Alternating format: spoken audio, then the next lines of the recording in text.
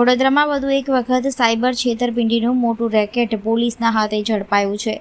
LCB zone 2ની ટીમે racecourse વિસ્તારમાં ચાલતા બોગસ કોલ સેન્ટર પર દરોડો પાડીને 4 શખ્સોની ધરપકડ કરી છે. આરોપીઓ વિદેશી નાગરિકોને લોન અપાવવાના બહાને વિશ્વાસમાં લઈ છેતરપિંડી કરતા હોવાનું સામે આવ્યું છે.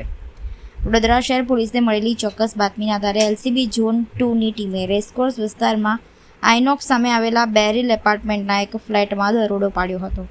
તપાસ દરમિયાન અહીંથી બોગસ કોલ સેન્ટર ચલાવવામાં આવતું હોવાનું બહાર આવ્યું હતું.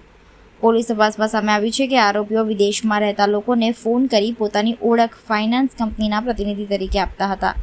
ત્યારબાદ લોન મંજૂર થઈ ગઈ હોવાનું જણાવીને વિવિધ ચાર્જ અને પ્રોસેસિંગ ફીના બહાને લોકો સાથે છેતરપિંડી કરતા હતા.